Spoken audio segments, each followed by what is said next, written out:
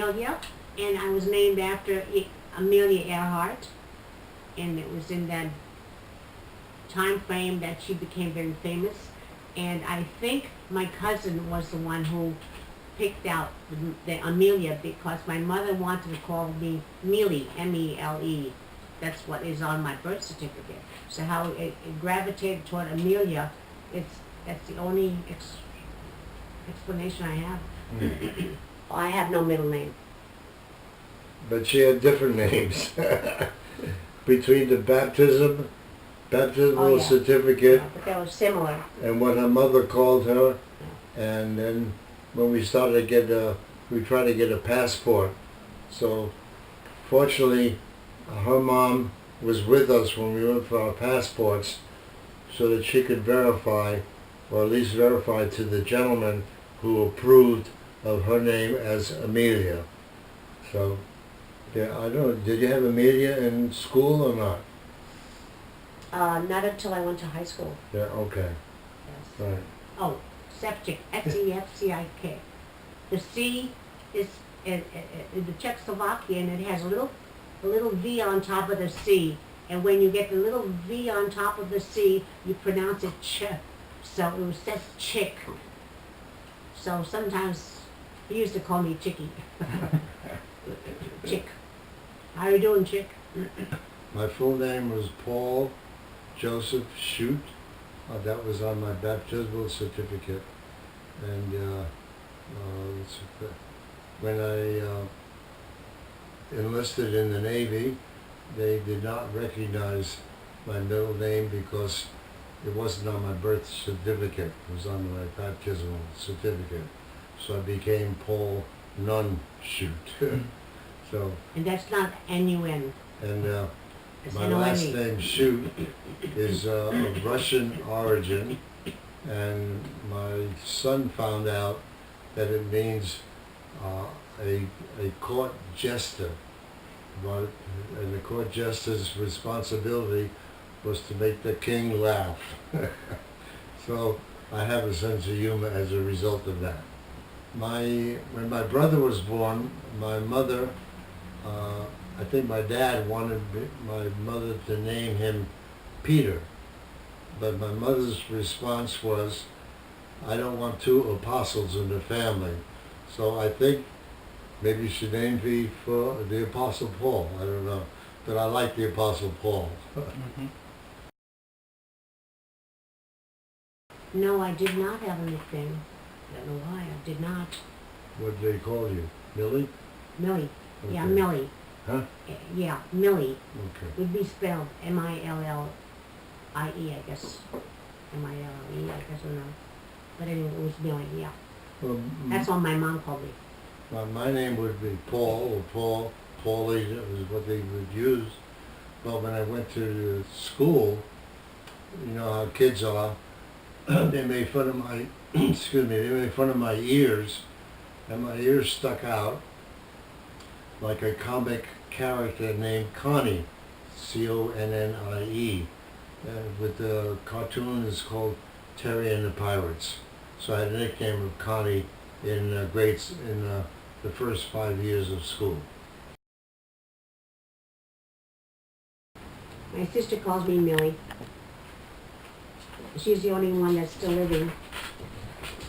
Yeah. My brother and I, we call each other by our first names.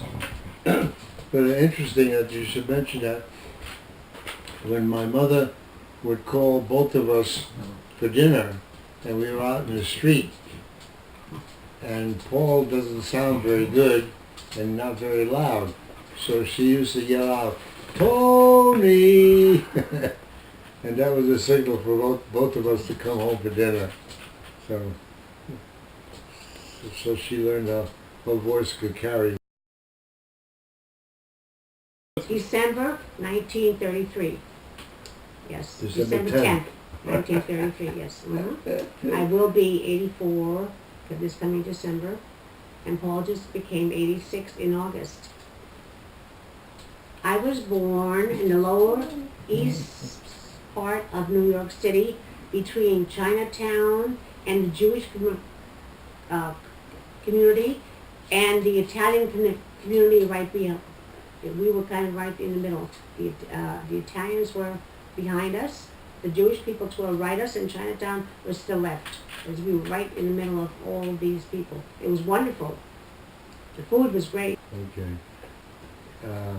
Yeah, I was born August 17th, 1931, and it was in New York City also, and it was about 3 blocks from where she lived and where she was born. But 3 blocks in New York City is almost like another county or another state almost. So I never met any of the people that lived on her block. So yeah, it was a downtown Manhattan called the Lower East Side, and the street was East Broadway. And then for some reason my mother wanted us to move, and we moved around the block to Henry Street, and that was a big move. So we went from the 4th floor to the 3rd floor apartment in New York City. I was baptized as an infant, and I was brought up Lutheran, and I went to the Lutheran church every Sunday, except I would go to the Czechoslovakian service with my parents until I became of confirmation age, in which case I would go to the English service because I understood more. Although I must admit that the 2 years I was in confirmation, I had to take my confirmation in Czechoslovakian, so I learned quite a bit of Czechoslovakian, so it came in handy after a while. I learned recently, I saw the baptismal papers. I was baptized about 6 weeks after I was born in the Catholic Church. I was baptized as a Roman Catholic.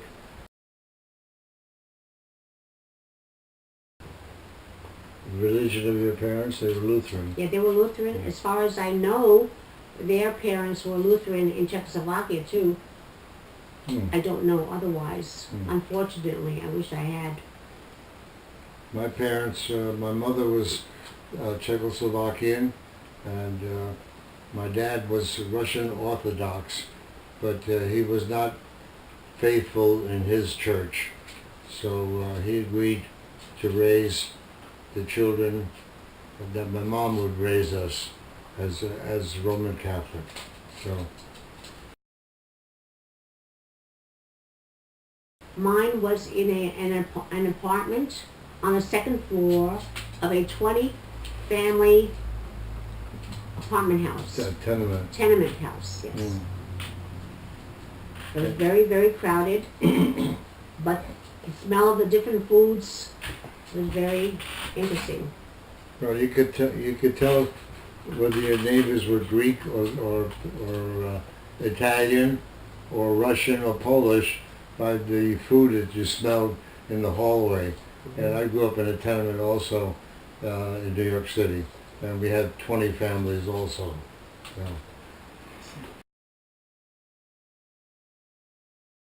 When we first married, I made him promise to take me out of New York City because I used to get my tush pinched in the subway, and I said, if I marry you, you have to take me out of New York. So he took me to New Jersey. So we moved to, what was the name of that town?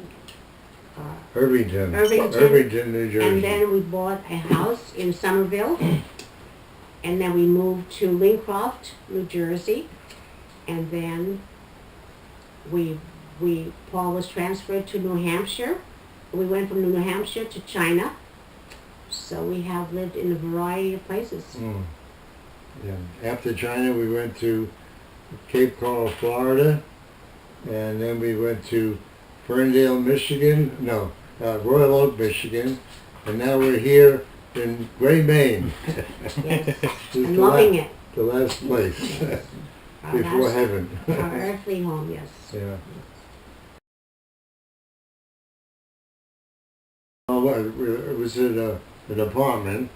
I remember my mom used to send me down the street into her neighborhood to buy milk in a metal container. So she trusted me with the money, which was 10 cents, and we filled it up and brought it home. So that's my earliest memory. Yeah. Do you have any? Did you get milk Yes, my downstairs? first memory of my apartment is that we had a live cast iron pot belly stove right in the kitchen. And we had no refrigerator, but we had an ice box. And periodically, an old man would come up with big blocks of ice on his shoulder and would put it into the top of the ice box. And those are my earliest memories, is that I often thought that the potbelly stove would explode because the whole bottom turned a brilliant red. And of course those were the live coals inside, and I didn't realize how sturdy it was. So I used to pray that it didn't break open and cast a fire into the apartment. Yeah. Mine was similar to hers. We didn't have a potbelly stove. We had a larger stove that my mom could cook 4 pots on top. And we also had an ice box, I remember that. And I don't know whether she had it in her apartment, but in the kitchen we had a bathtub. Yes. And so every Saturday night the family bathed. So Individually. individually. No, not me and my brother. We did probably together.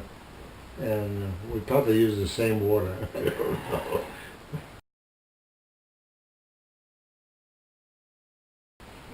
Difficult. Well, I for you. remembered that my brother went into the army during World War II, and when he came back, he was not the same brother that I remembered that went into the service. And, How many years apart were you? oh yes, he was 9 years older than I was, and And you were 10 years older than your sister. 9 years older than my sister. Oh, Yes, nine, so okay. there was 18 years difference between my brother and my sister. Yeah. hmm So we had very little rapport as siblings. Because my brother did his thing as a boy, and my sister was a baby, as far as I could remember, and she was terribly spoiled because everybody said she looked like my father, so my father doted on her a lot. And my father had a pretty bad temper, and I would be the brunt of it. Well, probably deserved it, but I don't think so. no. She was a good girl all the time. Well, I only have a brother, and we were very different in that he liked to, he got interested in hunting and shooting and things outdoors like that, and whereas I was more interested in going to the library and reading books. For recreation, I did not follow my brother.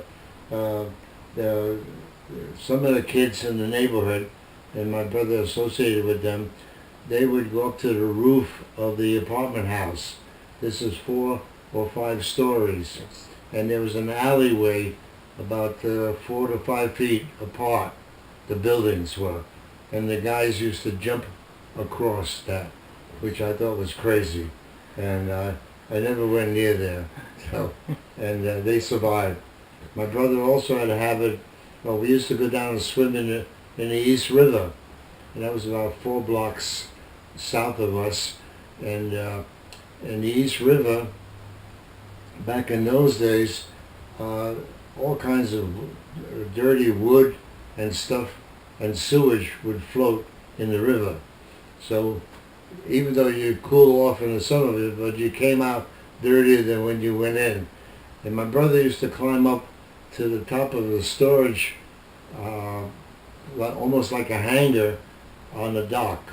And from up there, he would jump into the river, which I thought also was crazy. I never did that. Because you didn't know whether you're going to land on a rotten piece of wood or something. And then we used to have the way we swam in the river then, we used to call it the East River Crawl. It was a breaststroke, but you pushed the water away from you. Because of all the stuff flowing. Terrible. That's funny. I do remember, I'll tell you, we used to go uptown about a mile and a half by riding on the, hitching a ride on the back of a bus. We would hang on to the taillights. And then when we got off at the street that we wanted to, we would walk to the river again. And at the river, there were large barges of a company that made all the cement for building in the city. And so the barge would be loaded with rocks and some with sand. So we would pick the barge with sand on it, and that was our beach. So, so we would, and of course we would horse around with each other until we were loaded with sand. Then we'd jump in the river to wash all the sand off. So. I never did anything like that. My brother is, well, he's no longer John. alive, John Sefcik. I don't know if he ever had a middle name. I don't remember. He died at a quite early age. My brother's Anthony Shute, but my mom used to call him Tony often. And my dad's name was Anton, which can also be called Anthony or Tony. So, matter of fact, sometimes she would call him Tony, I think, when she was mad at him. I'm 13 months older than my brother. The reason I say that is our first two children were 13 months apart. And my mother chastised me. She said, you know, what's the matter with you that you have children so close together? So I reminded her that my brother and I were only 13 months. After that, she never complained. Every Saturday in the summertime, my mom would pack a lunch and we would go to Coney Island. We'd get there around noontime and we would stay until approximately 6 p.m. And I still don't understand, thank the Lord, that I don't have skin cancer. I don't know how escaped. Yeah. Same place. Coney Island, there's the ocean too, isn't it? Oh, sure. Yeah, Oh, in Brooklyn. yeah. But a lot warmer than the water in Maine. Because we would stay in the water for hours, no problem. Yes. So I would guess it'd be about at least 72 or 75 degrees. Mm-hmm. Yeah. We'd stay for hours, yeah. What do we do on the weekend? In the summertime, well, as a teenager, I would go to Coney Island, and then I met Amelia there.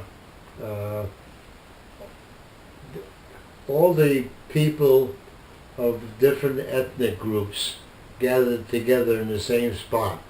So a lot of Slovak people from Henry Street or from New York City or from Manhattan gathered in the same area. Right. So it was fun because Community. everybody was talking Slovak and you could understand, and they had their favorite foods.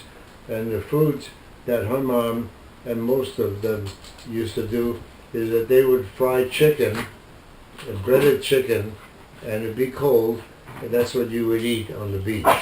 So, and we would buy soda.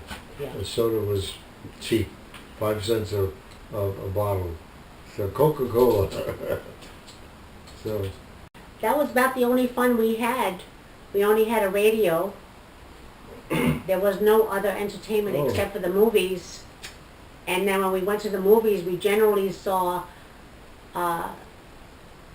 pictures of World War II and people being killed and stuff. And so the newsreels were pretty stark for a young child growing up, going to the movie house and seeing all the war. war. Yes, it was very, it brought home a lot of things though. Air raids, sirens came, it became very real, that bombs were real and people were being killed. So speaking of the movies, my favorite thing was Saturday morning was to go to the movies. It was only 10 cents. And usually I would bring a sandwich with me because we would stay so long, we would be in there for so long. When we came out, we had to adjust our eyes to the sunlight, and we would watch the similar movies, and newsreel was our only news that we got from what was happening around the world. Yes. We didn't have newspapers. The newspapers we had in my house was my father's Russian paper, my mom's Slovak paper. We didn't have, occasionally the daily news came out later in life. So. And when we were very young, we had to wear ID tags around our neck with our name and our birth date on it, because if we were killed in the street or something like that, they needed some form of identification of the body. And I remember that I was very, very tall for my age, and if you were up to the age of 12, you had to pay a higher price at the movies. But I was so tall that they wouldn't believe me when I told them I was only 10, so I had to kind of crawl up to the window and pretend I was a lot smaller, because when they looked at my tag, they say, "That's not your tag. You're older than that." Yeah. My father, most of their lives, my mom and father were superintendents of apartment buildings, and one particular building had what we call a dumpster, and it had a rope and a bell, and we would let the people know that the dumpster was coming by. And I remember sometimes I couldn't go out on a date or even leave the house until after my chores with the dumpster were done. I did a lot of the work, and my father took the garbage away. And that's what the dumpster for, was to collect garbage. So that was my every night. I think it was at 5 o'clock for years. Right, we didn't have a dumpster in our apartment, and I imagine, but I don't remember. I would take the garbage downstairs, and the garbage cans were on the sidewalk, and I would put the garbage in there. My mom and dad were also superintendents, took care of the building. So, but then what I had to do is I would drag the garbage cans full of garbage to the curb. So when the garbage truck came by, it was handy for them. So I don't remember any bedtime stories, but we had a nursery rhyme. I guess it was a nursery rhyme that my mom used to sing. It was a little story in Slovak. I don't remember the exact words, but it was singing out to Jesus as a young baby, Dear young baby born, and I remember that. And of course it was soothing and quieting, so I probably fell asleep right after that. You I don't ever remember being sung Yeah. any kind of a song. The only thing I do remember is that one night my father knelt by my bed and prayed the Lord's Prayer in Czechoslovakian, and that stuck in my brain my entire life. It's the one and only time I ever saw him do that.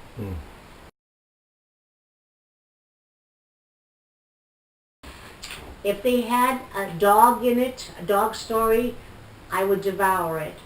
I love stories, I love dogs, and we never owned one when I was young, but I was an avid reader, and as a matter of fact, every Saturday morning I would go over to the public library, and they would sit us down on the floor, and somebody would come and read us books from 10 a.m. until noon, at which time they released us. I love to read. I didn't love to read, but when I did read, I used to like to read books about adventure, I remember Bomber the Jungle Boy, uh, where this young man was almost like a young Tarzan who tried to survive in the jungle, and how he would protect himself from wild animals. And the other one was Ned Fulton. He was a cowboy, now that I recall. And so I used to like to read about cowboys. Matter of fact, some of the movies I used to like to go to were cowboy movies. So I remember that. They were in her neighborhood. Every weekend they would show cowboy movies. Things like Lone Ranger, Gene Autry, Roy Rogers, yeah. So Tom Mix, things like that. Shirley Temple Doll. That was my favorite. That says it all. That says it all, yes. I can't think of any. I don't know. I always wanted an electric train set, and one year I do remember now that we bought an electric train set for me for Christmas time. What we didn't know is that we had the wrong electricity in the house. The train ran on AC and the house was all DC. Of course, once you plug that in to make it work, the transformer burned up. So that was the beginning of the end of my with toy trains.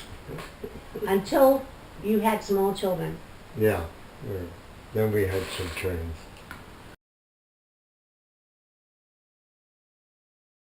Probably Monopoly, not much, and maybe a few card games. Anything outdoors?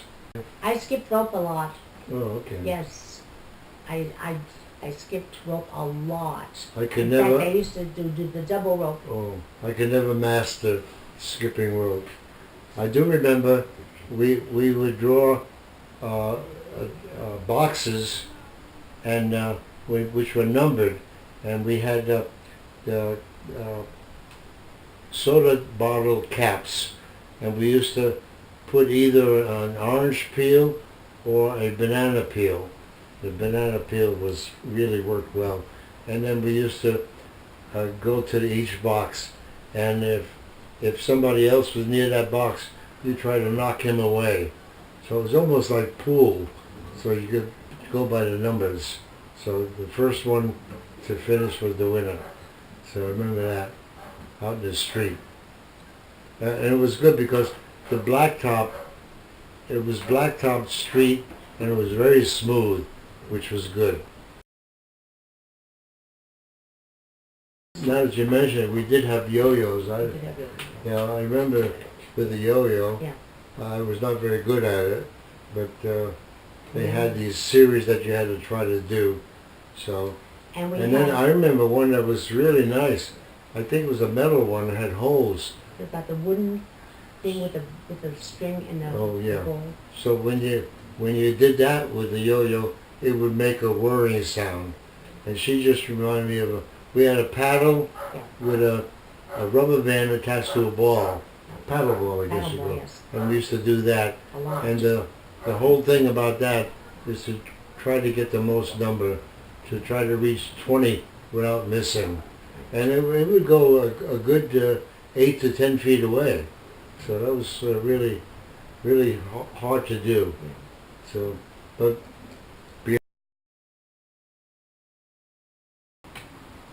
Well, it was known as PS1, and it was one long block to the school, and I think you went there for a while, didn't you? yeah, I went to PS1 one year, and that was the 6th grade. The first 5 years went to Catholic school on the corner of our block. So I went there. So that was the first school. One vivid memory I had was that in 5th grade, I had a teacher who drank an awful lot, and we would have the Brooklyn or Manhattan, I guess it was Brooklyn Bridge, right outside the door, not the door, the windows, and she would spend endless times talking about the bridge. And also I did not like school because all the kids had what we would call knits, and we would have a wall with hooks, and we would put our coats on the hooks. Well, if a kid who came after you had knits, well, it would end up on your coat, Jacket. on your jacket. And my mother and well, everybody in those days, what they did to kill the knits on your head was they put kerosene. That's how they killed it. And Right. for about 3 days, your hair was greasy. And no matter how often you shampoo, the the kerosene would not come off. But you knew that eventually you'd get rid of the knits. Yeah, Lice, so like yes, lice. lice, yes. Now, I went to Yes. Catholic school for the first 5 years, and it was much cleaner there. We didn't have any lice. And let's see what else. I had some thought on it. But we never had anything like that. Oh, in the Catholic school, we had both lay people and nuns teach the classes. But the nuns were stricter than the lay teachers. So if I was unruly, I would get up. The nun would have me get up in the front. 16 or 12-inch ruler. She would hit my knuckles half a dozen times until she was satisfied that I had enough punishment. So in the Catholic school, if you misbehaved, you got punished physically. In high school, I did very, very well in shorthand, so I was offered a job without even an interview because of my record and bookkeeping. So I would say shorthand and bookkeeping were my favorite in high school. And they were the ones, when I graduated, they landed me a job right away. I don't recall any favorite subjects that I had. Maybe math was possibly the easiest because it was involved memorization. Once you memorize it, then I knew it. So and that's about it. I don't. The other thing, now that I think of it, which is not very educational, was physical training, PT we used to call it. So there we had an indoor gymnasium, and we would play either basketball or even play softball in the gymnasium, because all the windows had grates so they wouldn't break.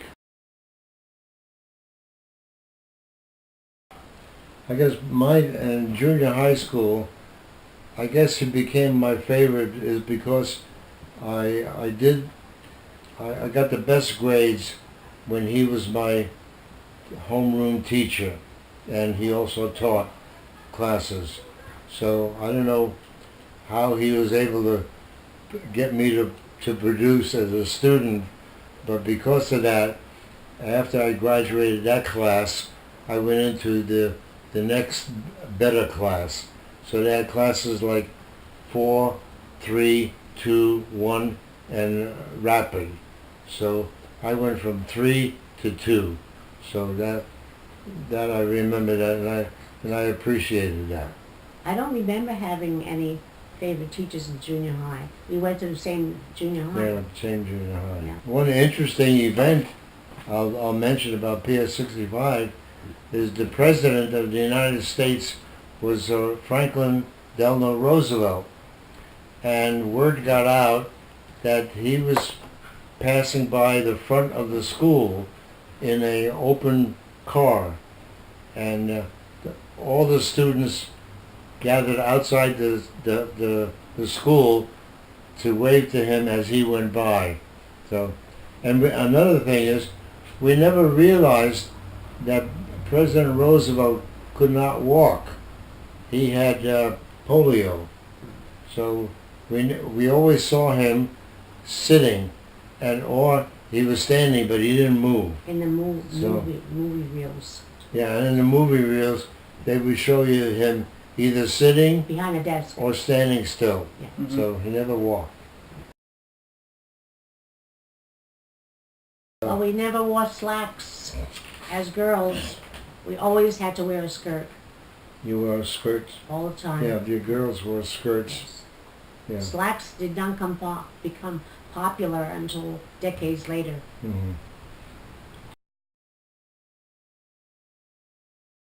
There were none. There were no schools. Extracurricular, No, none. There were there were none none. that I know No. of. We did get homework that had to do it at home. I remember Right. that. But other than that, nothing. On the street. Yeah. The Yeah, sports. with the neighborhood. I don't recall Kids. anybody during the school time. No organized. Outside of school, yeah, we played a couple of different sports on the city streets. We had what we called stickball, where you used a broom handle and a rubber ball, and we used the sewer covers as a home plate, second base, and a home run. And we also played baseball, which is hardball, in what we call the sand lot, which is underneath the Manhattan Bridge. I recall that. And And there were no cars parked on the curb, so the streets were bare, basically. yeah, there were very few cars on the streets. Very, very few. You didn't have to worry Because the about. people were very poor. We didn't experience that at all, that I could recall. The only person that I knew that had a car was my godfather, who lived at Palisades Park, New Jersey, and occasionally, once or twice a year, he would come and pick us up. That's the only time I ever got into a car, was when he came to pick us up to take us to his house for a visit. But as far as in front of our tenement house, there were no cars parked. Nobody in the tenement owned a car that I know of. I do remember after high school, I was old enough to drive. At 19 years old, I bought an old car. It was a Dodge. It was a Dodge, and what else about it? I paid $60 or $65 for it, and I remember driving that Dodge. You taught me how to drive. It used almost as much oil as it did gas. So I remember going across the Manhattan Bridge, and we went up the bridge at about 30, 40 miles an hour, and we went down the bridge as fast as the car could go. So I remember that. And one time we went out to Long Island, and we burned a lot of oil in that car. So I decided to fix the engine. So I took the engine apart and changed all the rings in it to improve its ability to run. So I don't remember enjoying it that much afterwards. I sold it as fast as I could, and I got my $60 or $65 back. When I was dating my wife, my girlfriend then, I was able to buy a 1947 Buick, which was a four-door Buick, and it had a 8-cylinder inline engine. So And tell him where you took me to learn how to drive West Side Driveway. on the highway, Yeah, that's where you I took don't me. remember that. Oh yeah, scared the living daylights. Anyway, I taught her how to drive. So The first time Yeah. you took me out on the road was a 6-lane highway on the west side of New York City, where all the cars were speeding. Yeah. Never forget well, that. they'll go with normal speed. Well, wouldn't they? normal speed, yeah. In those days, yeah. Yeah, the guys would just get together. On my block, a lot of the kids, I didn't get involved in it. They used to, they like to gamble, so they used to play dice out in the sidewalk, and I used to watch that but I never played that because I didn't like losing my money. So, Still doesn't. but I do remember one time I was watching adults play dice in the street, and I didn't realize that was illegal. So one day, while this was happening, we were corralled by, I forget now, half a dozen plainclothes policemen, and they were going to arrest all of us. And I remember the cop looking at me, and he says, "How old are you?" And I think I was saying I was about 14 years old. And he told me, "Get home to your parents." So I remember that. So after that, I try not to watch adults play because I didn't know it was illegal. I remember them picking up drunks and underneath the elevated train. They would pick them up and put them in there and probably kept them overnight till they sobered up because they used to sleep out in the street and they didn't want that. They didn't want them doing that. And one of my hobbies from high school, I used to ride the elevated train, and I would count the drunks that were sleeping in the doorways or in the entrance to the stores that were closed. So that was fun.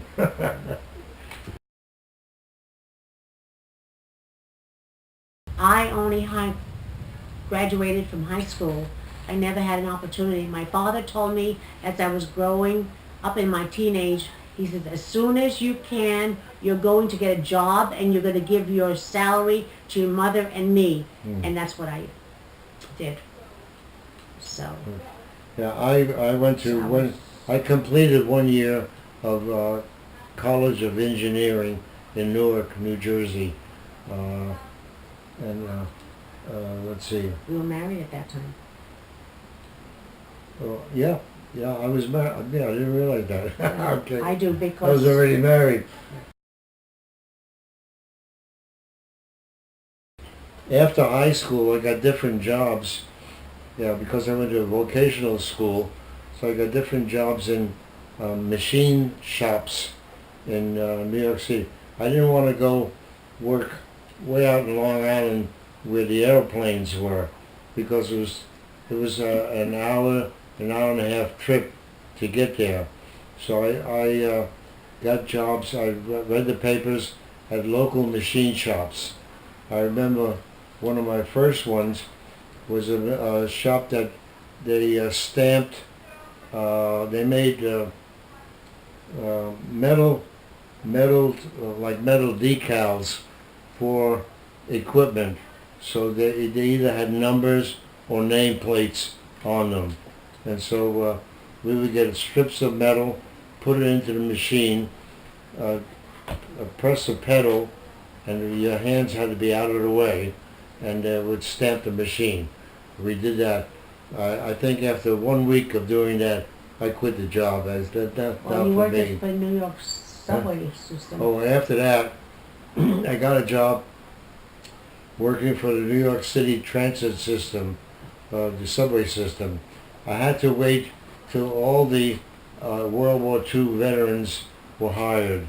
And when there were no more World War II veterans, then I qualified. And I passed the exam. That's where you used to get all the infections, remember? Oh, then my infections were boils. Boils. Where'd you get the boils from? I don't know. Yeah, but you got them in the subway. Yeah. But yeah, my first job was where they made electricity to run the subways. So you make electricity, you had to burn coal and to run a steam engine or a turbine engine.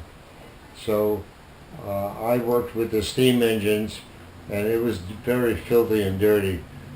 So every now and then the coal was almost like dust, and they would a conveyor belt would take it from a barge and put it up in a hopper in the building. And sometimes the chute would clog. So I would have to go up there and with a long steel pole break it so that the coal can come down. So most of the time I'd tie a rope around my waist so I wouldn't go down with the coal. So we had to do that. We watched out for each other to do that. But I would come, I had to wear goggles then. I had to take a shower before I went home because it was so filthy. And the other thing too, no matter what time of the year it was 110 degrees indoors there because of the burn of the furnaces. Yeah.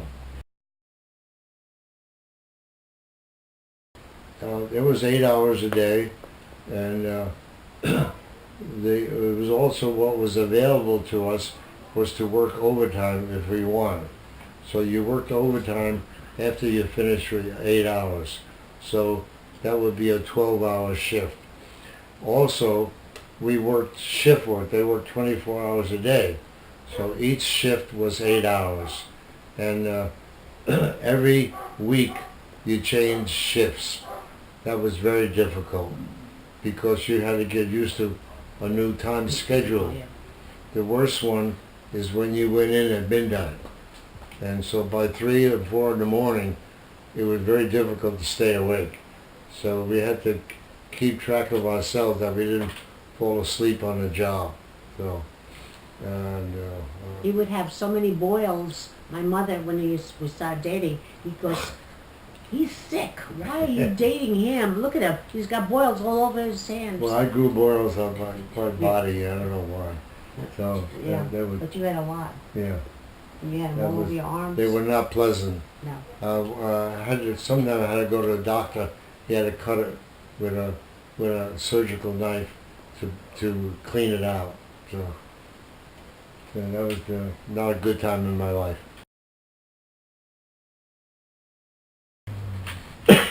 After high school, some years later, I heard about a classmate of mine where he had joined the Naval Reserve. So when I found out about that, I decided to do the same. The difference between the two of us, I joined after the President of the United States said anybody after this date would be subject to being called to active duty. So I was called to active duty after 1 year of being in the reserve. And because I was in the Naval Reserve, they gave me the option. I didn't have to be drafted into the Army, so I opted to go into the Navy. And because it was the Naval Air Reserve, I went to air school in the Navy. So after boot camp, I went to air school, and I was classified as an airman. And then Where? What city? Well, I went to different places. We went to Bainbridge, Maryland for boot camp. The conditions there were so bad. It wasn't the conditions, it was just that you had to get used to that kind of living, and it was cold. And sometimes you didn't have a jacket to wear. So a lot of guys got colds or got sick. They had to go to the hospital. So there was a famous news reporter, I forget his name. He used to say, "Pray for the recruits at Bainbridge, Maryland." But we were put into what was called a platoon of about 120 guys. Of the 120 guys, only half of us graduated together. So I was fortunate in that I graduated with them. I think there are two things I did. Number one, I found out about aspirin, and sometimes I went to bed with all my clothes on underneath my blanket, so I never caught a cold. So, but the other guys that didn't, they suffered. So I went to Norman, Oklahoma, for airman school. Norman, Oklahoma used the campus of Oklahoma University. So we were there, and that was 3 months. It was during the summer, so it was very warm. We had no air conditioning. So after that, I went to, because of my grade level, I was able to select a school that I wanted to go to, whichever one I desired. So I picked the school with the longest time. So I went to electronics technician school. So I was involved in that. And my time there was extended because I got drafted into being a mess cook. So they would just pick guys at random. And so I did mess cooking for, I forget how many months, at least 2 or 3 months of that. So that extended my period in Memphis. So, and because I was there for so long, that's when I married my wife during winter leave. I had 10 days leave. So during the 10 days leave, we arranged to get married. And so we were married on December the 27th, 1952. So During during Yeah. your leave, yeah. Navy leave, yeah. And but the nice thing about our honeymoon is we went down to Florida. And we went down to Fort Lauderdale, Florida. Well, in 1952, Fort Lauderdale, Florida, I think it only had 1 or 2 hotels on it. On the beach. And our hotel was called, strangely enough, Holiday Inn. Not the Holiday Hotel, but it was the Holiday Inn. But it was a nice place, I remember that. Mm-hmm. I was 16, you were what, 19? Hmm? You were 19? I was 16. Yeah, okay. You remember your first date. Okay, you said Paramount Theater. You said, No, I I said, was going to think Cabin in, when I took you, no. That was after. the prom was after, honey. After, Oh, okay. yeah, the prom was after. All right.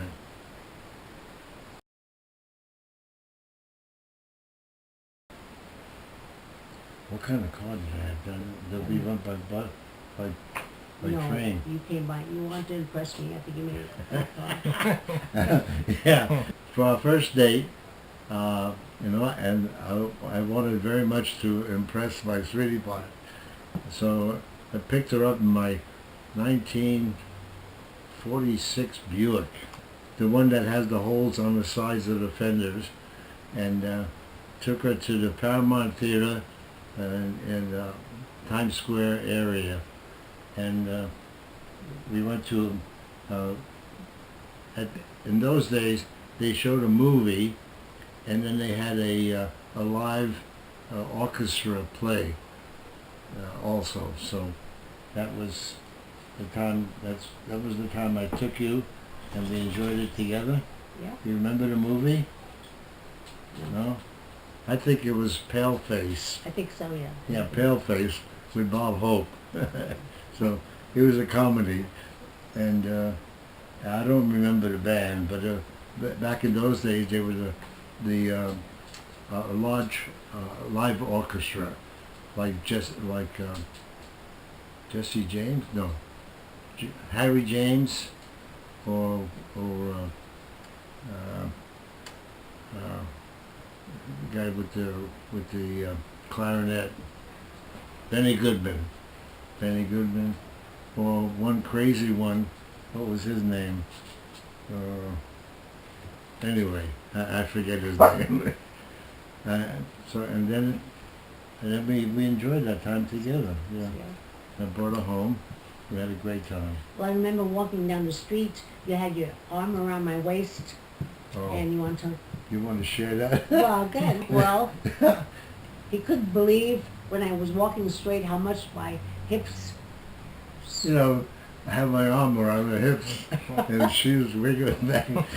And I never experienced that before, so I said, oh, she's a wonderful girl.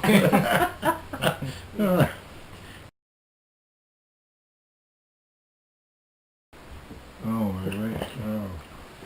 I asked him to kneel in the kitchen. Um, I forgot all about that. Oh, yes, Yeah, I did not. I'll never forget. In your apartment? My parents' apartment. Yeah, well, yeah, your parents' In the apartment? basement apartment, yeah. I'm sorry, I forgot. Well, the woman doesn't usually. Yeah, But you knelt. I asked you to kneel. okay, good. And did I have a ring too? I must have, huh? Yeah. Yeah. Okay, good. And praise the Lord, she accepted. Yes. At that time in my life, I think it was the best time in my life, the best decision I made. I was not a Christian at the time, Yeah. so that was quite memorable. And then later on, I became a Christian. That was quite a few years, about 3 or 4 years later, right? Well, I was just thinking about it as I was laying down. Mm. I think it was 23 or 24 years old. I think it was 24. I was 23 or 20. I was 23 or 24. really. Oh. Yeah, but it was 5 years after we got married. Oh wow. Oh. 4 years. Well, Jolene was born in 56, and I think you got saved in 56 or 57, either one, and right Right. after that I did too. Yeah. Okay. So I was Yeah. probably 23 or 24. Yeah.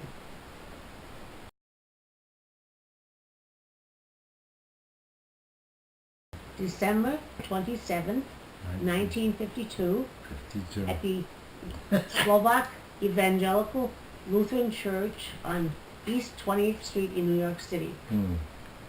Yeah, but she had a Slovak pastor, John Shinte. Yeah, Right, and that's so- where I went to church on Sunday mornings, and that's where I took confirmation.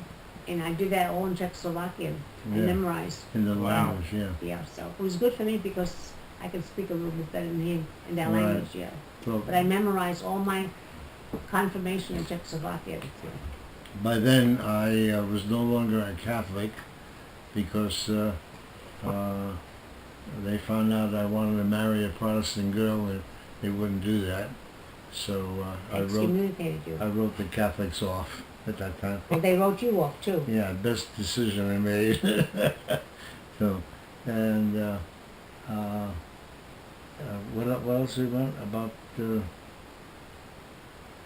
Slovak Lutheran Church?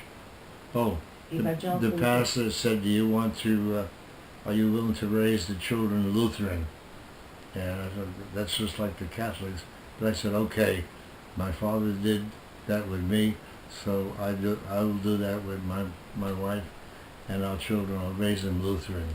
I think So- that's the only reason why my father allowed me to marry him, was because Yeah. he did agree and he promised to raise our children Lutherans. Right. Otherwise, if I had wanted to get married in the Catholic Church, I don't think my father would have accepted Right. him, no.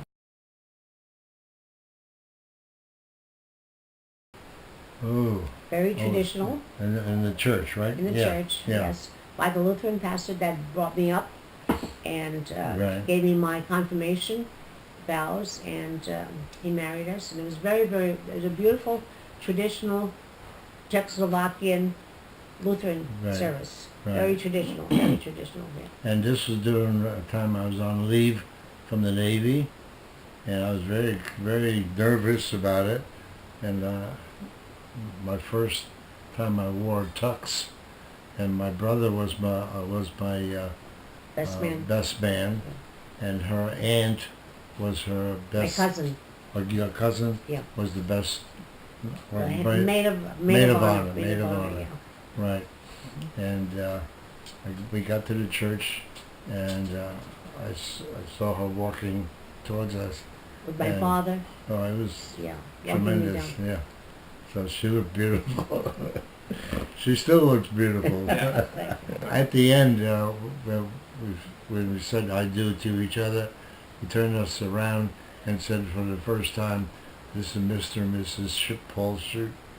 I remember thinking to myself, "Holy mackerel, this is it for the rest of our lives," because back then, even the young people really meant their vows. So I figured till death do us part.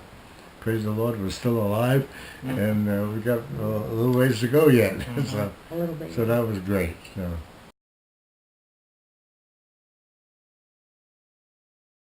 I was still in the Navy at the time, and made arrangements for a hotel down in Fort Lauderdale, Florida. So from the Bronx, we flew to Florida, and the name, I still remember the name of the hotel. It was called Holiday Hotel. Nothing to do with Holiday Inn. I don't even know if they existed at that time. But it was the only hotel on the beach. Oh, wow. There were no other buildings there. In Fort Lauderdale. So we spent a week there, Yeah. and then from there we flew to Memphis, Tennessee. That's where I was stationed at the school, and so we flew there. I still remember it was the Continental Airlines, the plane with 3 tails in the back, and I guess maybe that was the precursor of things that would experience with her. We arrived at Memphis. I don't know how we got there, probably by taxi, and she left her pocketbook in the plane. Oh, so I called the airlines, and they were very good. About 2 or 3 days later, they delivered the pocketbook. So Well, I was a little nervous too. So. Right. And I had rented a home, a house in downtown Memphis, and when we arrived there, I carried her across the threshold. Yes, you did. I was strong, and she was light. Yeah. Lighter. Very good.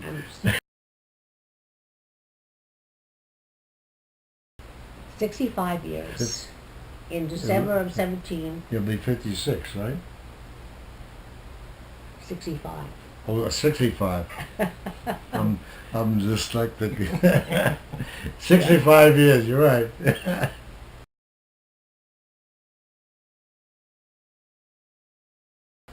Our faith in Jesus kept us together. Yeah, we were, by then we were strong believers, and we wanted them to make sure, it didn't work out that way, but we wanted to make sure they married born-again believers, and it turned out that way except for one child. So that was our youngest daughter. So, but Fortunately, praise God, he has become a believer. yeah, but we're grateful today. He became a believer.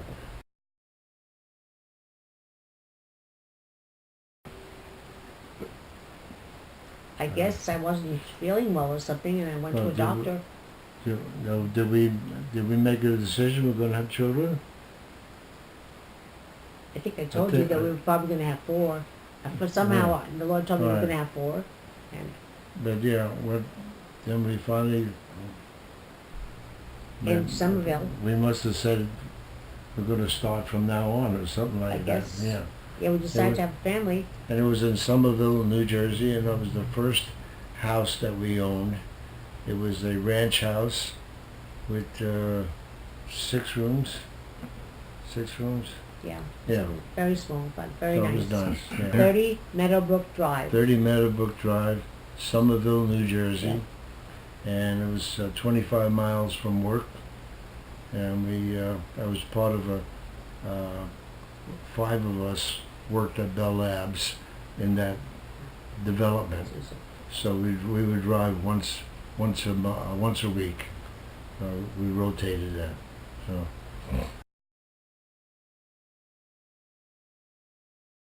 It was a lot of fun. Well, unfortunately, I was not very biblically grounded, and so I used to listen to the Disney Channel, and I forget what the kids used to call themselves. Disney something. And there was a whole bunch of names in there, and I liked some of the kids, and one of them was Doreen, and one of them was Karen, and one of them was Melanie, and that's what I ended up naming them, because I like the kids on the Disney Channel, and I forget what they call those kids. Yeah, I was happy with that. Yeah, so she couldn't do any wrong. How did we get Jeffrey's name? similarly, I think. Huh? Maybe there was probably a Jeffrey there too, I'm not sure.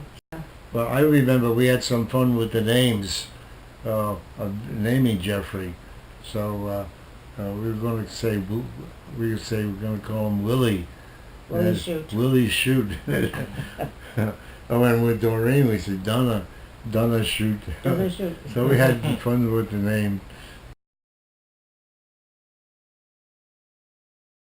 The funniest thing that comes to my mind, he must have been 2 years old, Jeffrey, and of course Melanie would have been 5 years old. Yeah. Yeah, 5 years old. And I had a plastic pool in the backyard, and we filled it with water, and I remember Melanie taking the hose and putting it in the back of his bathing suit. that was funny. Yeah. And the other thing I remember with Karen in the same backyard, she loved bugs, so she came off. She was very happy to come to me to show me the caterpillars that she had collected, and she broke them in half and put them in her pocket. So what I did, she had caterpillars walking all over. So I said, "You go inside to Mommy and show her your caterpillars in the kitchen."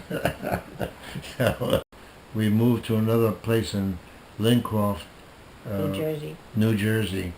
and we found out from the kids later on that we had an old suitcase, and what they used to do with him, they would lock him up in the suitcase and carry him or hide him someplace around the house. So we did not know that they were doing that to him. So, but they all turned out okay. He survived, yeah, he survived.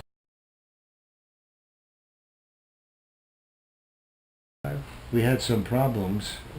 Yeah, we had problems with Doreen, right? Mm-hmm. One time you want to give her a spanking, Yeah. and she was 16 years old at the time, and she said, "Mom, you can't do that," and she chased her into her bedroom and gave her a spanking. Yeah. I forget what the reason was, but Well, she was talking back to me. Oh, She was okay. Yeah. She was not being respectful. Right. Yeah.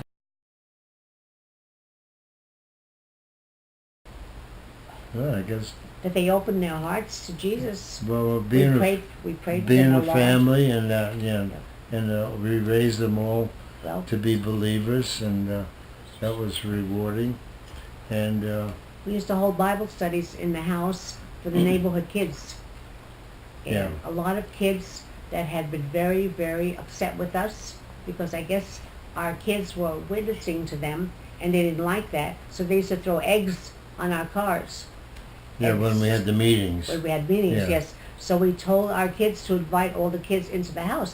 And they said, "Do you want the ones that are throwing eggs on our cars?" I said, "Yes, those are the ones I want." So they would come, and sometimes we would have, 20? 20, 30 I think kids 20, 30 kids. in the living In room, the living room, yeah. and Karen played the guitar, Yeah. and then we sang choruses, Yeah, and of course all four of our children sang. yeah. They also sang in church too, Yeah. so that was good. And quite a few of them became Christians, especially Yeah. the one Yeah, Mike. and one young man who was a Catholic, and he had long hair. Doreen invited him.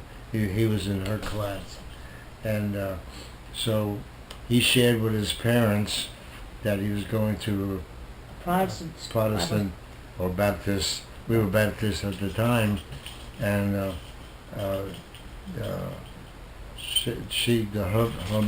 his mother forbid him to come, and he shared that with us.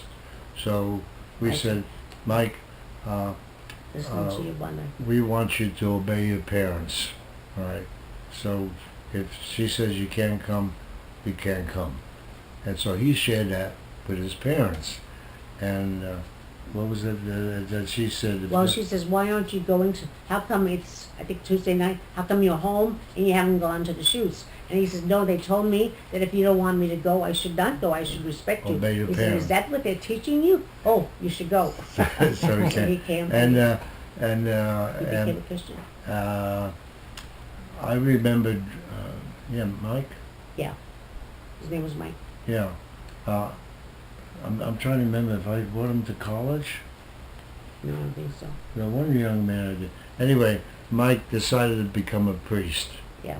And he shared with us, he says, Mr. and Mrs. Shute, he says, none of the priests believe in Jesus the way we do.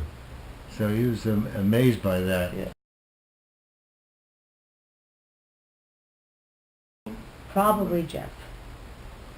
Yeah. He was very, Well, very, Was- how shall I say? See, he was compliant, you Very said. compliant, very Yeah. compliant, yes. So, Yes. I don't know if he was spoiled, but he But didn't he- give us no problems, Yeah. you know. You Melanie did. heard, you heard about teenage problems, yeah. Melanie was the one who got the most spankings, though. Oh, I would sometimes spank her so much I was afraid Oh. that social services were going to come and take her, okay, take yeah, I her away. remember that. And And I remember one time but I that had to. we had a chest of drawers, five drawers, and she pulled the bottom one out and stepped on it, and she was what, about 2, 3 years Oh old, no, she was and the whole thing fell on her. Yeah, and So- Jeff too. I was thinking. I don't know, yeah. Fell So on the kids. yeah, she was. I guess Melanie gave us the most Yeah. problems. Well, she was very melancholic, and she Yeah. knew how to reach me.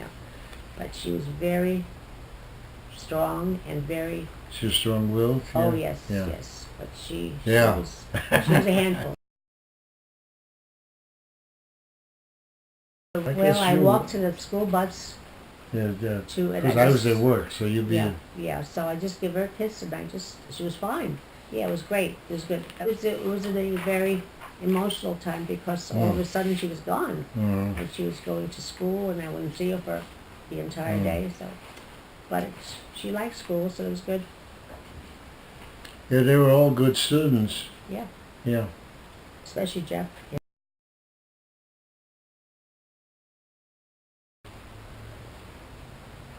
So that would be Doreen. that would be Caleb. Yeah. Well, Doreen and Steve. Yeah, Yeah. they probably I phoned us. don't know. I think by the phone. Yeah, I think was. so. Yeah. Yeah, we were very, very, very happy. I didn't get the feeling that I'm going to be a grandfather like I hear in some cases that they do. But what I was impressed, and that's the Lord's doing, that Caleb was born on August 17th, just like I was. No, Ephraim. Oh, that was Ephraim. Yeah. Ephraim. All right. Well, I don't remember anything about Caleb. One day, I still have the picture. I don't know what happened since we've been moving. I have a picture where I used to do this trick of making a quarter disappear in my hands. And I don't know who took the picture, whether his mom or somebody. And I meant smiles, and he was really surprised. And I still had that picture. I don't know if I ever come to it, find it, I'll bring it out. So.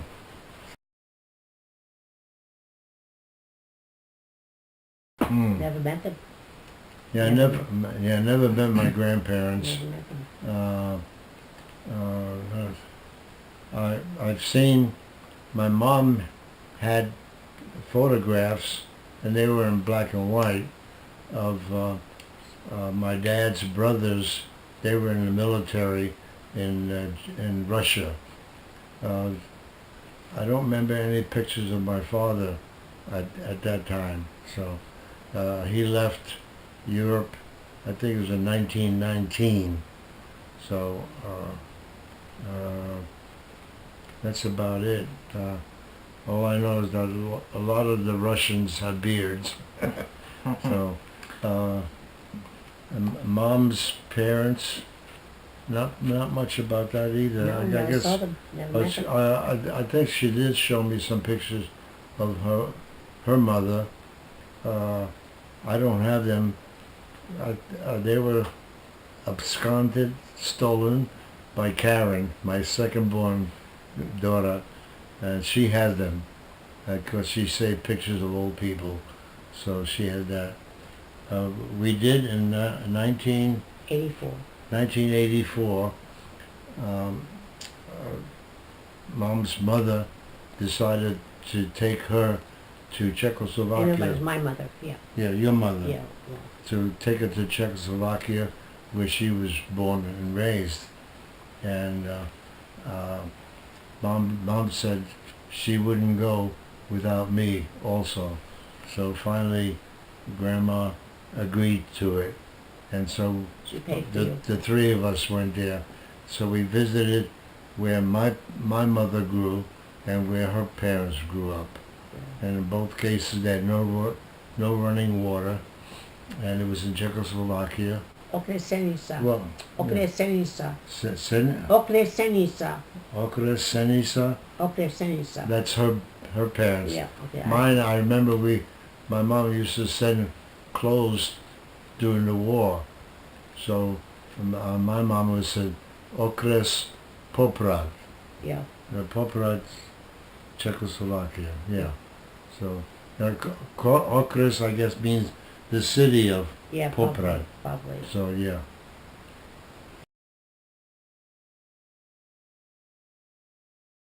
Oldest person. Probably Oh. my father's sister and her husband, my godparents. Oh, you mean as a child? Yeah. Yeah, I think my godparents. Oh. The oldest person that I'm thinking about it, is we had no relatives. Well, there were some. I don't know. They were. I was going to say they were paisanos. They were friends of my mother, and my mother,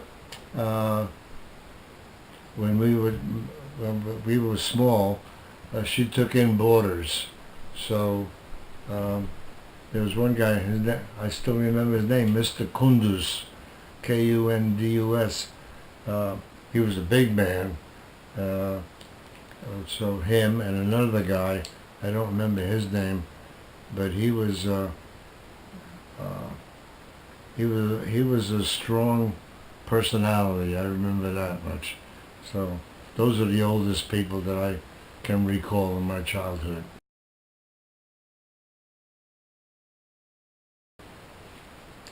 We visited my mom's house in Lower East Side, and we had a Volkswagen station wagon, and we had a cheap guitar in the back seat there, which belonged to Jeffrey, and also had some that my mom used to give us old clothes in a bag, and I noticed when we got down to the car that the side window was broken, and they went in, they stole the guitar and Mom's old clothes.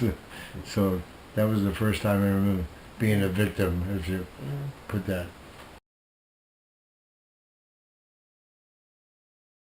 Jesus. Oh yeah. Yeah, yes. I do recall now, but then I was a teenager. When I was about 8 years old, my mom took me to Altoona, Pennsylvania, and I remember the train ride because, anyway, it was an exciting thing for an 8-year-old. I do remember going into the water, and I don't remember anything after that, so I must have drowned. And then all of a sudden I was okay, so I don't know what happened there, but I remember that was a scary experience. Mm-hmm.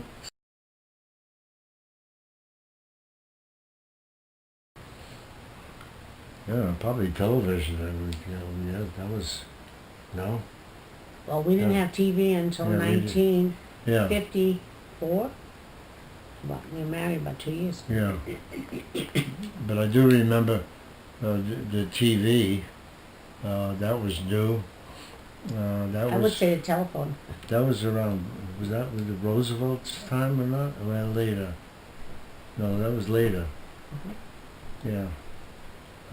I would say the telephone to me. The telephone? Yeah. Yeah. To me, it is the idea that you could see uh, uh, when Joe Louis had a fight, the neighborhood bar showed the TV in the window, and I remember seeing that.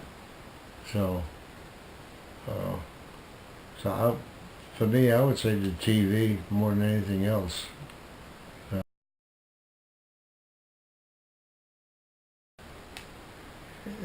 It's just so much happened in such I a felt short, safe. I felt such safe a when I short was growing time. up. Hmm? I felt safe. I don't feel safe anymore. Oh, you didn't feel safe I feel safe. before. Oh, I did feel safe. You felt safe before. Yeah, Okay. yeah. I would walk places, sometimes short distances at night to get to a bus stop or something. I never was afraid. But Well, that was one thing. And well, we both lived in Lower Manhattan. She was a few blocks away from me, but there was no danger in being out at nighttime. We never. There were no shootings or anything like that that we can recall.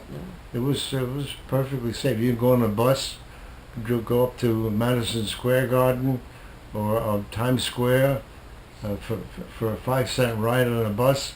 It was no big deal. So it was safe going and coming. So and even riding the subways was no problem. You do? yeah. Well, they would talk about what was going on. Your family? My father and my mother, Yeah. not necessarily with each other, but with us.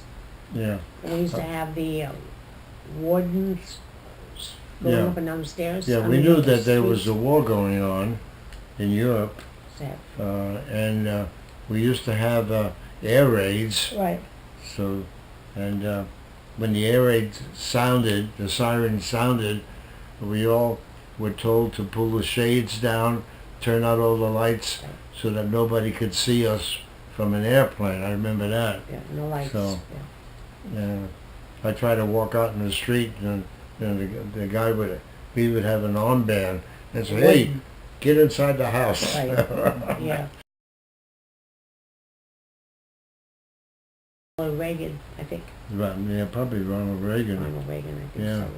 so. I could tell you the one I'm most disappointed. Oh, You want to hear that one? That was Carter. The, Jim because Carter. he was they were telling the public that he was a born again Christian, so and he was a Democrat, and I didn't vote for Democrats, so I voted for him because he was a born again Christian, and I was disappointed in him, and I guess history showed that he lived up to my disappointment. Well, he still So- may be a born again Christian, Huh? but not a very good one. He still No, may be yeah, a born again well, Christian. very good. But Yeah.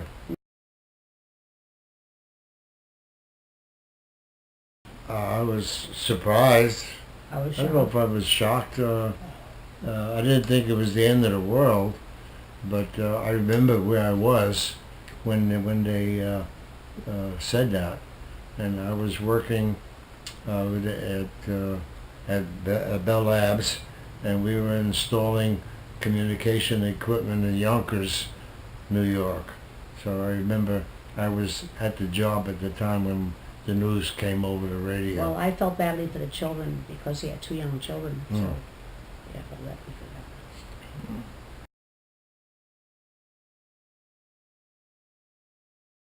I was only 8 years old. Yeah, so I must have been 11.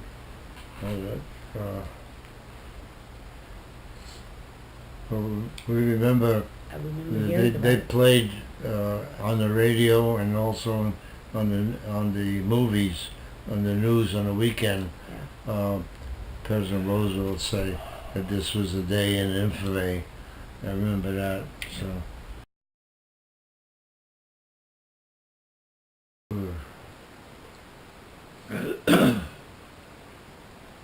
I had two guys. We went to the same school, probably. Anyway, Benny Coltraro. He lived across the street. And David, I think David Smith. And the three of us at, 16, 17, we went to a bodybuilding club. So where they had weights, it didn't cost any money to join. So we used to go there and work out together. So but when I went into the Navy, I had lots of muscles. I was strong. So I remember we used to try to outlift each other. But you're not friends with him now. Hmm? You're not friends with him now. Oh, no. Wow. So that was maybe I still have a friend. Maybe 70 years. 2-3 years. Long-time friends. Yeah. I have a friend I've Oh, known she for did. 70 years. Became the godmother of our children. And her husband. Oh, but aren't she?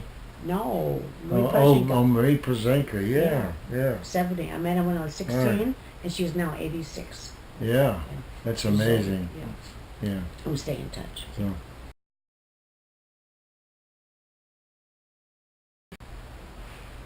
For me? Yeah. He's the one who told you that that you would go to heaven if you accepted him. Oh. Right? Oh, I'm confusing him with the one who married us. No, Yeah. that's your time. Yeah, I guess, Pastor Liptak. He's a Lutheran pastor. And I was attending a class in the evening Become a member. to become a member of the church. And he shared with me, all I remember was the gospel. I don't remember the words or anything like that. But what he shared, what I remembered is that, in effect, he said that if I confess Jesus as my Lord and Savior, I had God's promise of eternal life. And I said, that's fantastic. You never heard that before. And I never heard that before. And I said, I don't remember the actual thing that I did to myself, but when I came home, I shared with my wife. And he was an atheist. Yeah, I had been an atheist when I married her. Yeah. And I shared with my wife, honey, I said, guess what, I'm going to heaven when I die. And she said, No, you're not. I said, no, you're not. She couldn't believe that. She said, you know, I don't know whether you said I was an atheist or not. I don't Well, know. yeah, I know you Yeah, were. So, yeah. Of course. So- How could you know that? You So want to have a good she atheist. couldn't understand that at all. So I challenged him, yeah. Yeah, so what happened is that things changed. I had Couple- him breathe on me to make sure Yeah. he hadn't stopped at a bar on the made- way home. She questioned if I stopped at a bar, and I said no. And what changed in me is that I had been in the Navy, so I was used to using curse words when I wasn't home. So I stopped using curse words. I remember that was the definite one. That was a change. And the other one is that she always wanted to go see a musical movie, and I didn't want to go unless there was Cowboy. cowboys and Indians or something like that. And so I said I'd be willing to do that. So that was a big surprise for her. And then the final one, I squashed my thumb in a mortise and tenon. I was putting the antique bed we have upstairs, putting that together, and I squashed my thumb. And I come running into the kitchen, and I said, honey, I squashed my thumb, and I didn't curse. All I said was, ooh. So those are the big things, immediate changes. Then the other thing, You cursed at home too. So Hmm? You cursed at home too. I cursed at home. Yeah. You Right. said you didn't. You cursed, but you didn't say you cursed at home. But I remember you did. Oh, yeah. I mean, it was not real bad. Not today. No. No, today they use words. And the other thing that happened is that I started to read the Bible. So that was a significant change. Oh, yeah. We never did that before. You want me to be more friendly, more relational? Yeah. Yeah, so I guess that's my shortcoming. So I guess that, I don't know. Hopefully I'll be happy when I'm more relational. I don't know. We'll course see you what will. happens. Of course you will be.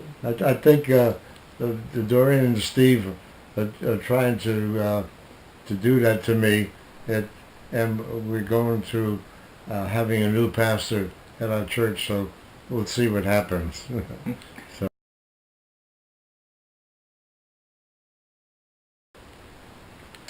I must have been about 8 or 10 years old, and we lived in an apartment on Henry Street, and our window opened to the backyard. And I remember, I don't know whether I dreamt it or saw. Anyway, I remember the building across the yard was on fire. So I just remember that, and the whole building was gutted, and it remained that way for years afterwards. 20 So- apartments. Huh? 20 20 apartments. apartments. Yeah. I guess when I fall on the escalator in Miami, I really thought I Oh was yeah. going to die. Oh I yeah. really thought it was my time. Yeah, I really thought that was it. Yeah. Was she injured her leg And my back, or your back? I broke my back.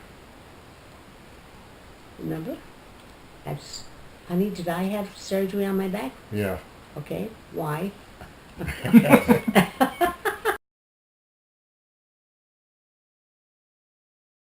I never had an opportunity. No. No. My parents were very poor. Buying an instrument or even giving me lessons never occurred to them. It wasn't anything that the farmers did in New York. Nobody, well, if they did, they learned on their own, whatever they, I Yeah. think harmonicas maybe, I don't know. Yeah. Yeah, I guess I tried to play a harmonica when I was a kid. Never any good at it, No, and that's about it. yeah. Um, But I wanted our kids to have music lessons, so Yeah. Jeffrey took, Melanie took lessons, I think Doreen for a short while. Yeah, we even bought And Karen for a long time. we bought a spinet organ, and had them Karen used to play. She still on does. that. Yeah, still does. Yeah. So.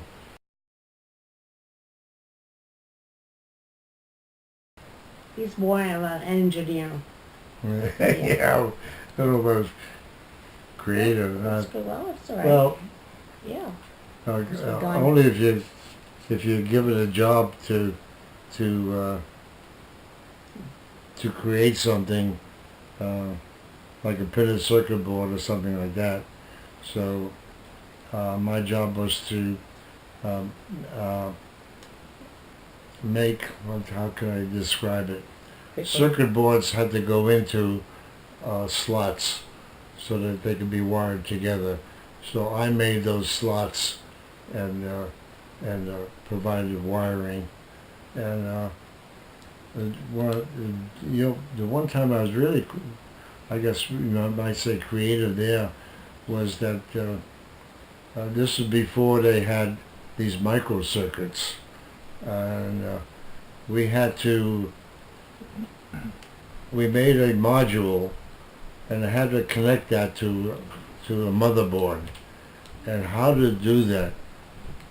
Sorry about that.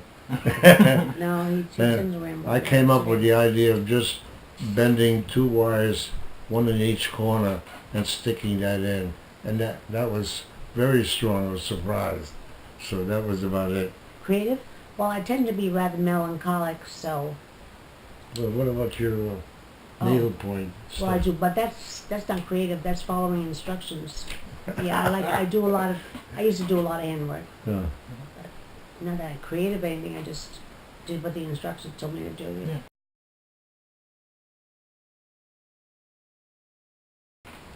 Describe what? Your The sense of humor. Oh. All right. He likes to push people's buttons, and he has a pretty good sense of humor. Yeah, I used to like to make jokes and stuff like that. Yeah. And that's where our son Jeff found out that the name Shoot in Russian means jokester or jester. His responsibility was to keep the king happy. So I've had a sense of humor, I guess, because Trying to that keep the queen happy now. sense of humor. I like to laugh, but I don't usually make jokes too much. Mm. Sometimes I do. Some people say I have a quick wit, but it's usually other women, Mm. but none among guys, I don't think.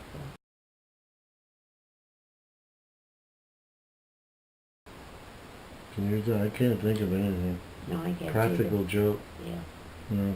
Bad question. Okay. Yeah.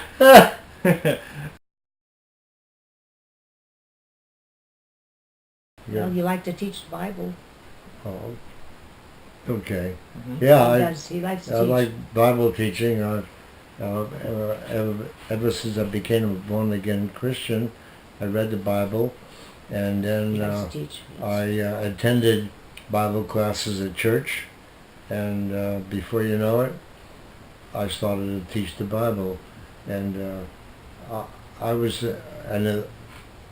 I must have been an enthusiastic student, because I remember in this one church, when the guy went on vacation, he asked me to lead the class, and I guess that was the beginning, my initiation into doing that, and I carried that in whatever church we went to. Enthusiastic. You're Yeah. very enthusiastic. Yeah. Yes. And I liked doing it, Yeah. and I liked creating questions to make the people think about what we read or studied.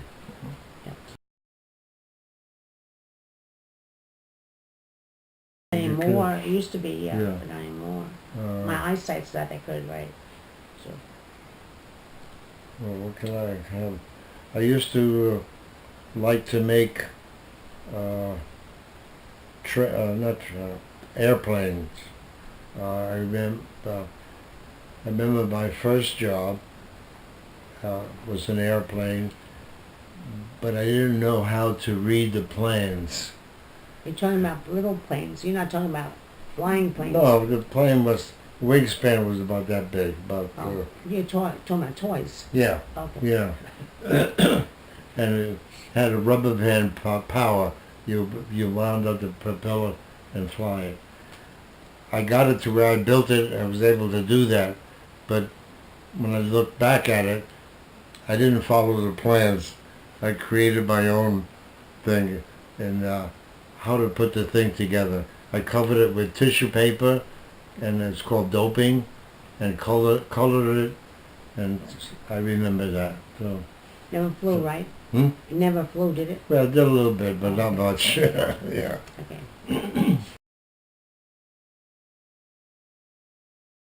The most amazing thing that ever happened to me,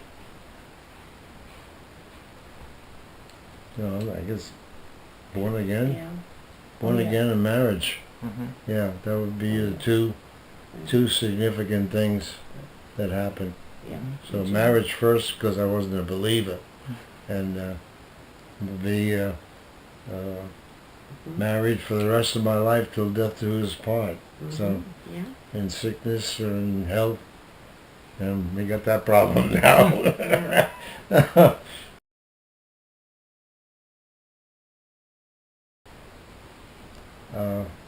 Yeah, I did. Oh. Neil Armstrong, the Astronaut. the astronaut.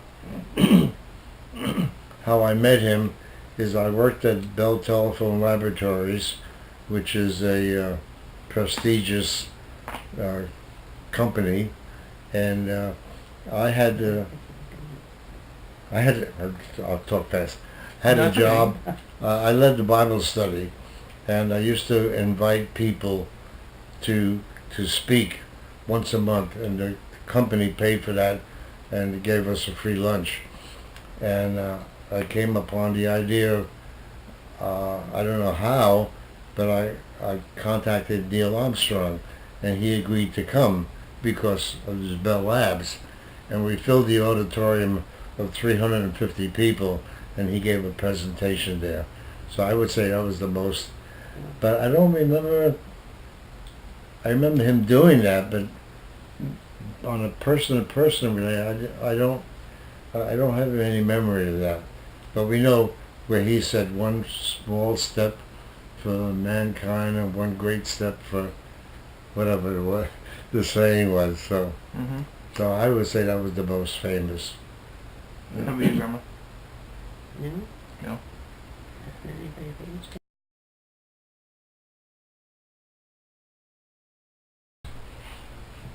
My mother's name is Christina Sefcik, Sefcik, and my father's name is John Sefcik, and my brother, I had a brother named John, and I have a sister whose name was Barbara, and she is now married and has children of her own. And I pray for her all the time because she's not saved yet, And your parents came, from Czechoslovakia. including John. Yes, he was 1 year old, yeah. Hmm. He Yeah. died at the age of 49. And mine was, my mother's name was Mary Roth, R-O-T-H, and my father's name is, back then it was Anton or Anthony Shoot, S-H-O-O-T. I found out that was a mistake, but anyway. So, and he grew up in Russia, Belarus, which is known as White Russia. Or What the- was the mistake you're or talking the- about? The mistake, what was his Uh, name? They spelled it wrong, I Oh. think. Anyway, I can't. It was a mistake. You're stuck with it. And my mother grew up in Czechoslovakia and Karlovnica Okrespo, Poprad. So, and my mom, before she got married, she was quite a young lady. She traveled back and forth between Europe, Czechoslovakia, and New York City a couple of times before she got married. And when she came here, she became a what do you want to call? She used to cook and clean for a family, and I don't know whether she lived with them or not. So she did that with Jewish people because they were well off, and they took care of her, and she did that. So I remember that. Well, the only thing I can think of is I graduated at the top of my class, and that was in a commercial area. We had a group of girls that were getting ready for academia and were getting ready to go to college, but I did not take that because my father had told me I would never go to college. He couldn't afford it, and so I took the commercial lessons, and I graduated top of the class, and so that was the only thing I remember, really. I didn't graduate top of my class, but I was in the top 10%. That's good. I got, they awarded just a few students. It was called Certificate of Worthiness. So I remember that. I still have that. Any other awards? I don't know of any. I do remember, I think I did, that I won the big teddy bear, the white teddy bear that you had. I bought that.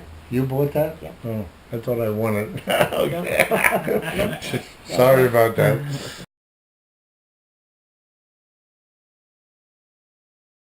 Beautiful place. Wow. 495 North Garland Avenue. The house I carried you into. Was that the name? Was that the address? Yeah. Yeah, that was, as far as that was. We visited Niagara Falls. Yeah. Would you? That was Would that nice, be? but it was definitely Yeah, beautiful. yeah. Yeah. China. Well, We visited the Great Wall.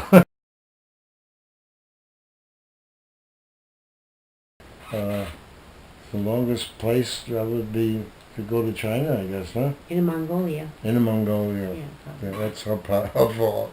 That's my fault. Yeah, they asked us before we went to China, where would you like to go? They asked my wife, and she said, sent us where nobody else wanted to go. So he selected Inner Mongolia for us. So I told her it's the last time you're answering that question. They have to ask me first. So It was rough. It was rough. that was the longest trip. It was very Yeah. hard there. Very, very hard. Yeah. To fly across the Pacific, fly across the Pacific was about 16 hours. Something like that. 16 hours, and then it was an 8-hour train ride inland into Inner Mongolia. So, Yeah. so that It was was very, very dirty. The yeah, air was yeah. very dirty. I got very sick.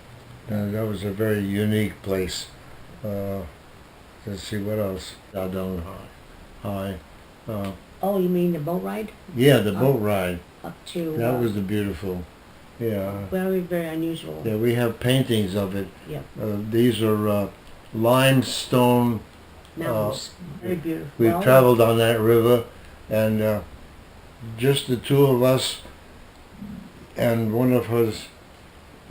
Who was the young lady that was? Yeah. She worked with you. Yeah. She was our interpreter. Yeah.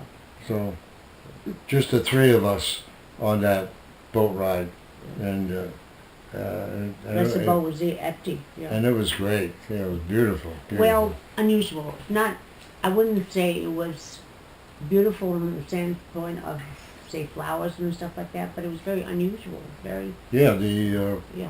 the Very unusual. Yeah. limestone formations. Yeah. Each one was different. Yeah, it was fantastic. It came right out of the river. Yeah.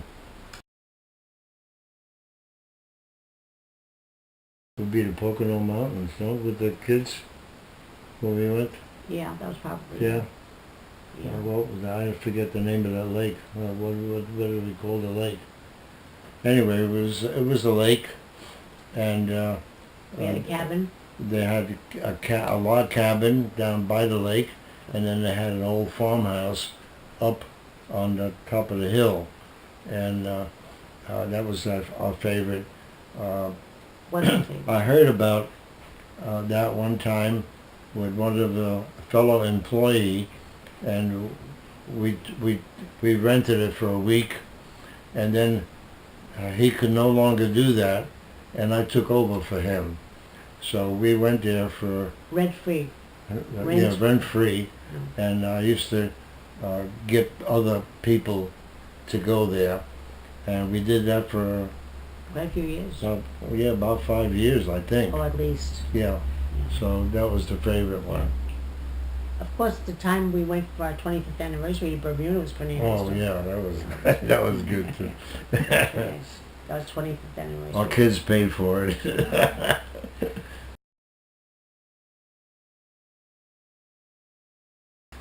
We've always had dogs. Yeah, we've I had love dogs. yeah. I've always loved dogs. I guess Karen was she liked more than anybody else, right? Yeah, Caroline dogs. Yeah, she how did she get involved in getting pets? Did she help somebody?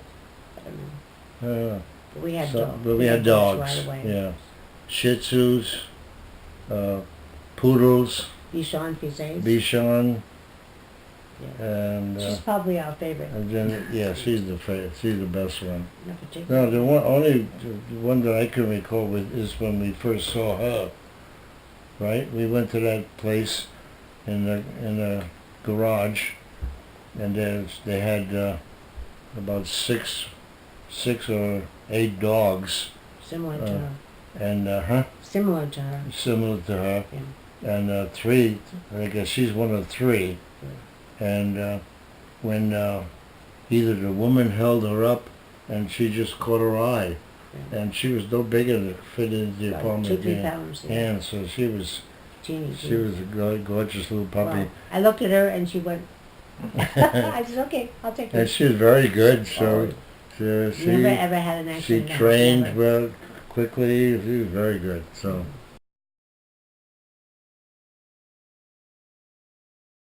I always wanted a train set, and I guess the closest we got is upstairs in Steve's room up there. So I did make, I did, I got a 3 foot wide door and 7 feet long, and I put train tracks on that. I donated that to Jeff there when we moved. So there, and then upstairs, and I was happy to see Steve was interested, and he bought those easy tracks. So that's about the closest that I came to it. So Done it all? Been a pretty happy camper. the saddest experience I had with trains is that finally my mom agreed to buy a train set, and this was in New York City, and I must have been, I'm going to say about 12 to 14 years old, and what we didn't realize, that I had no idea that the electricity in the apartment or the building that we lived in was DC and not AC, and the train ran on AC. So when we plugged the transformer in, the thing smoked. So that was ruined. So, and as a young teen that way, we had no idea about electricity. So, and we grew up with an ice box in the house, and then my mom found out that we had that she could get a refrigerator that worked on gas, burned gas.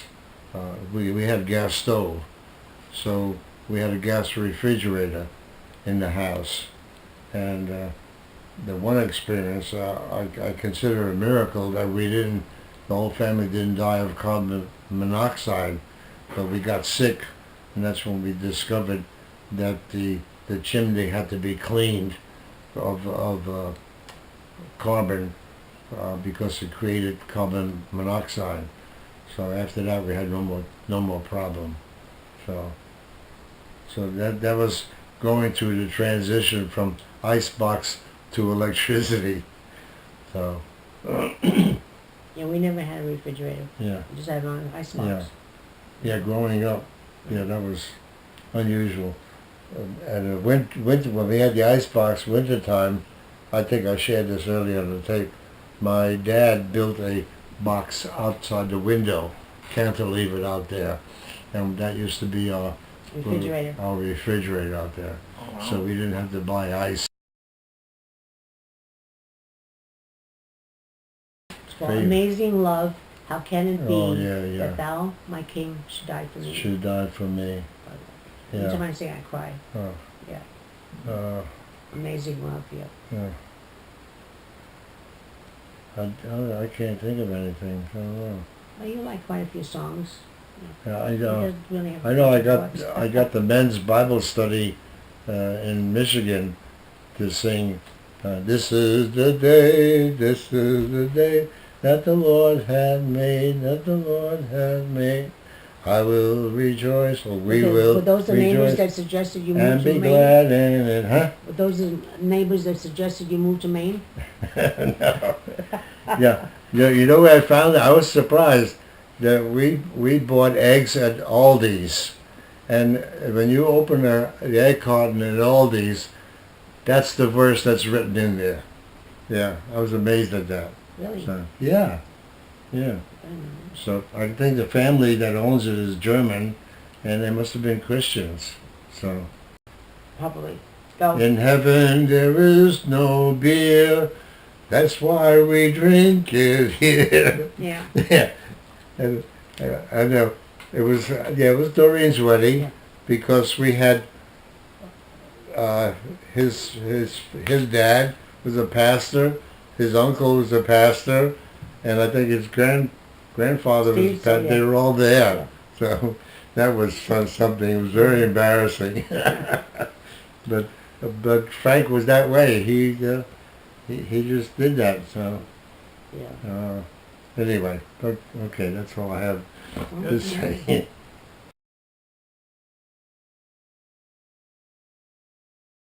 Yeah. We feel very, very blessed. Yeah. I mean, Yeah. you know, even at our age, we're still here, and I still tell him every night, I says, if you want me to stay here, I want to bless you, and I want to bless others. Well, I still can, but I says, my days are numbered, and so when I hear you call me, I'll be ready. And we're And really looking forward to it, yeah. and Excited. my prayer now is Yeah. 5 more years. Every day I pray 5 more years. Well, I believe he's going So- to live to be 95. So I really do, yeah. he knows. He told me, "You're not fooling me." So I figure every day 5 more years. So at this rate, I'm going to be about 91 years old No. today, as of today. So anyway, Yeah. yeah, it was great, and Yeah, we've I'm been very happy very blessed. to be living here with Doreen taking care of us. Sometimes that's a trial, but Yeah, it is. we're working things out, so it's good. Yeah.